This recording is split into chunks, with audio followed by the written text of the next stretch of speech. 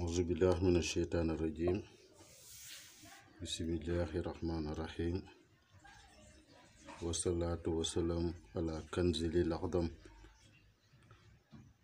سيدنا محمد نبي الأبيب وعلى آله وصحبه أجمعين ربي اشرح لي صدري ويسر لي أمري واحلل عقدة من لساني يفقهوا قولي. Comme d'habitude, nous sommes venus encore pour faire une démonstration sur une figure qu'on appelle l'Etutia, la joie, le gain et aussi Adama. Donc, comme nous vous l'avons promis, qu'on va faire une série pour l'ensemble des 16 figures géométriques. Aujourd'hui, nous sommes à la deuxième figure, qui est une figure très positive qu'on appelle Adama. Et avant tout, nous vous demandons de vous scotcher pour ceux qui ne comprennent pas le français, puisque nous allons parler après en Wolof. Et que Adama est une figure de feu. Tout en vous disant de vous abonner pour ceux qui ne l'ont pas fait et d'appuyer sur la cloche de notification pour pouvoir avoir nos vidéos dans des temps records. Donc, nous allons continuer la démonstration. Adama, nous disions que c'est une figure de feu et que son ossature est de 1, 2, 2, 2, donc 1222. Et que sa forme pythagoréenne que nous devons sortir est de 2221 qui va nous donner 3, 4, 4, 3. Donc 34 sur 43 et qui nous donne 77. Un chiffre très mystique, c'est 77, puisque c'est Kanz qui est le magasin. Donc nous allons essayer de donner 3 recettes pour Adama, puisque c'est une figure de bénéfique, une figure de chance qui appartient à la deuxième maison dans l'équipe géomantique qu'on appelle la maison des biens. Donc Beitul Mal. Donc nous allons vous donner la première recette. La première recette, c'est donc une recette pour ne pas du tout manquer d'argent. Donc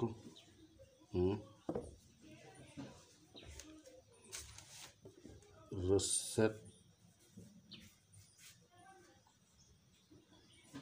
d'argent.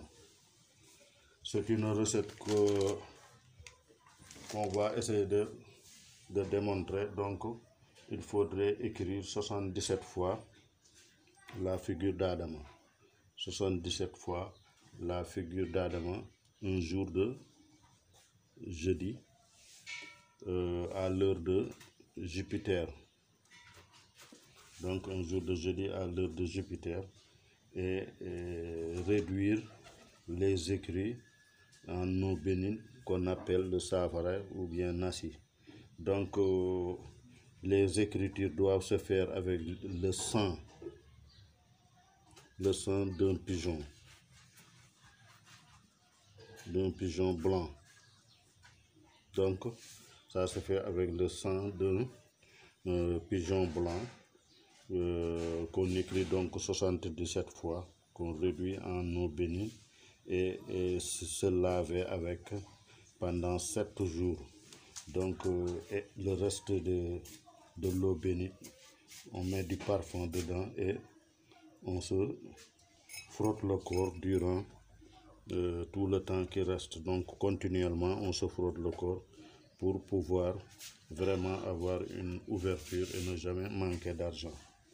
C'était la première recette qu'on avait voulu vous donner. Maintenant pour la deuxième recette.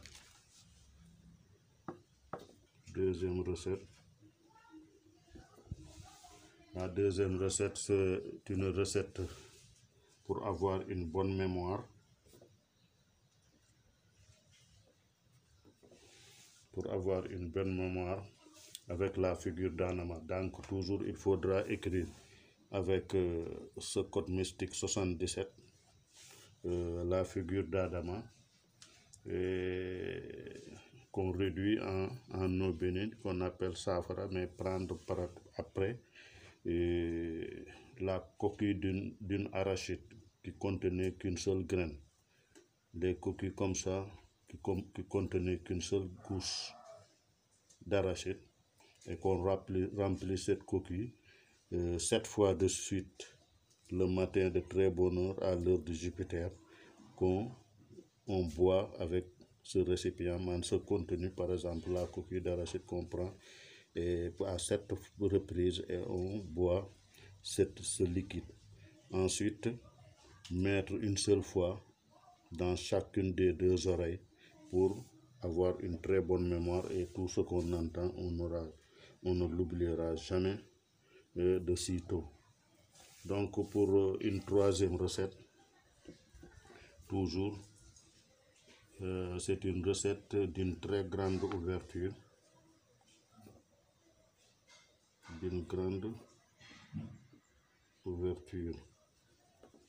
donc recette d'une grande ouverture, toujours avec la figure d'Adama. Il faudrait écrire cette figure toujours avec le même nombre, 77 fois, un jour de jeudi, toujours à l'heure de Jupiter. Vous écrivez Adama 77 fois. Après avoir écrit Adama, il faudra prendre, égorger 7 coqs qui ont à peine commencé à chanter, offrir en offrande la viande, ou bien préparer ça en famille et manger ça. Mais maintenant, pour ce qui est des 7 têtes, il faudra les calciner, ensuite le réduire en poudre et mettre dans le safara. Après avoir calciné, tu réduis les 7 coques en poudre que tu mets dans l'eau bénite maintenant, et s'enduire pratiquement le corps durant 45 jours.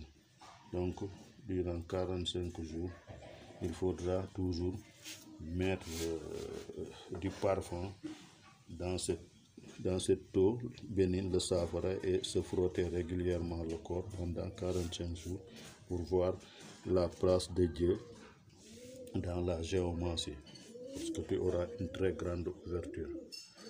Bon, suma mbokk yi ñu ñëw wax li ñu wax fii sànq tuuti ci olof, ginnaaw biñ leen nuyoo ba pare di leen ñaan pour ñu ko defagul ñu abonné ci chaîne bi te appuyer ci cloche notification bi, ba nga xam ne vidéo bu ñu mën a def rek borom dina ko mën a teel a am. tey ji nag dañu ñëw pour def waxtaan ci askal bu ñuy wax Adama boo ko xoolee doomu Ramli la bu ñuy wax am na ñu ko tuddee tubaab yi Laetitia, ñu di la ko wax la joie, le gain. bu gis nga, donc muy le gain njëriñ la joie bànneex. donc moom mu ngi dëkk ci ñaareeli kër gi nga xam ne ci écu géomantique bi ñu koy wax Beytul Maal. kër la gi nga xam ne boo demee ci wàllu ilmul fuluk bi ilmul nujum, mooy kër gi nga xam ne foofu mooy alsawru, foofu la dëkk, ñu koy wax le taureau. donc ku nekk xam na ne kër googu foofu la moom mooy kër, mooy magasin. d'autant plus que bi ñu xoolee ossature dispositifu Adama, benn ñaar ñett, mu jox ñu 1222. ñu xool forme pythagoricienne bi, mu jox ñu 2222. bu ñu leen boolee muy 3423. fanweer ak ñeent 43 bi ñu leen boolee mu jox ñu 22. moom la ñuy wax kanz. waaw, moom mooy magasin. te gis nga ne Adama mu ngi dëkk ci ñaareeli kër gi ci wàllu écu géomantique. léegi nag dañu ñëwoon tey parce que boo ko xoolee ñaari kër go Adama askal la boo xam ne moom safara la, te kër gi mu nekk ngelaw la.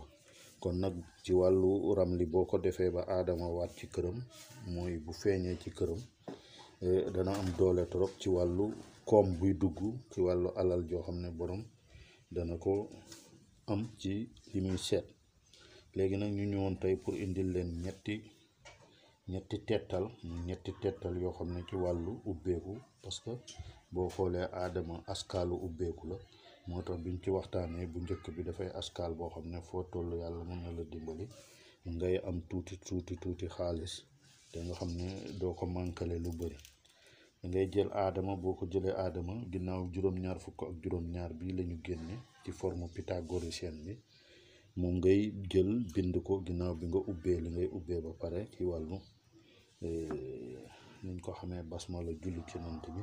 après bu ko defee nga daal di bind askal bi, nga bind koy juróom-ñaar fukki yoon ak juróom-ñaar bésu alxames, fekk mustara moom mooy daw te ku ne am na mustara alxames dafay teel a jóg. léegi nag bu ko defee boo bindee nasi bi ba pare, bu la neexee tam nga xaar ba diggi bëccëg booru tisbaar buy jot, xam nga mustara dana dellu si bu dee alxames. bu ko defee nga bind saafara bi, bind ko juróom-ñaari fukk ak ñaar muy aadama ci këyit, waaye la nga koy bindee deretu pitax bu weex lay doon. deretu pitax bu weex ngay jël def ko saafara, wala nga dolli ko ci sa biir saafara, mën a bind askal bi moom juróom-ñaar fukki yoon ak juróom-ñaar. bu ko defee nga def ko ci recette, daal di ko def ci saafara, di ko raayoo. bu ko defee da ngay gis ne di nga am fatxu ci wàllu xaalis. ñaareelu tettal bi dañu ne da ngay jël pour am xel mu ubbeeku la, loo dégg dootoo ko gaaw fàtte. boo jëlee aadama dañ koy bind moom it juróom-ñaar fukki yoon ak juróom-ñaar. boo ko bindee ba pare après nga jël xotti gerte boo xam ne benn doom rek la defoon, moom ngay jël di ko tànqee saafara bi. boo ko tànqee saafara bi juróom-ñaari yoon nga naan, nga wutaat juróom-ñaari benn yoon ci nopp bu ne. ginnaaw boo defee sa yéene, ginnaaw lu ci nekk yéene daf ci am solo, nga def sa yéene. bu ko defee loo dégg dootoo ko gaaw fàtte ci kàttanu yàlla. ñetteeli bi ñuy tëjee moom mooy recette bu ñuy wax une recette d'une très grande ouverture, ubbeeku bu biir lay doon. léegi da ngay bind ba tey askal bi juróom-ñaar fukk ak yoon ak juróom-ñaar muy aadama. boo ko bindee nga wut juróom-ñaari boppu ginaar yoo xam ne ginaar gi dafa dem ba fi muy sabee rek, maanaam day tàmbali sab nii rek. bu ko defee nga jël bopp yooyu, ndawal li nag buñ ko toggee mën nañ ko saraxe, waaye bopp yi moom ngay jël nga lakk ko ba mu def dóom. boo ko lakkee après nga dëbb ko ba mu def sunguf, nga sotti ko ci biir saafara bi. boo ko defee ci biir saafara bi après nga def ko ci muy eau bénite bi, nga téye 4 fukki fan ak juróom, nga jàpp ko di ko diwoo. bu ko defee ci kàttanu yàlla di nga gis ubbeeku bi mu lay jox jamono yooyu, ba nga xam ne géomancie yi ñu koy wax ilmul ramli am na ci ay bunt yoo xam ne boo ci jaaree mën na def ubbeeku ci yow. xanaa di leen balaa ñuy tàggoo di leen wax ne rek ngeen continuer def abonnement yi, ñu ko defagul ba pare laal cloche notification, mooy tax vidéo bu ñu génn rek ngeen mën koo am ci nu mu gën a gaay. incha allah dox daje bu yàggul ñu ñëw ci figure bi ñuy wax askal bi ñuy wax Mahdi. noonu lañ ko leen koy toppalee ba fukki askal ak juróom benn yi jeex. asalaamaaleykum wa rahmatullah.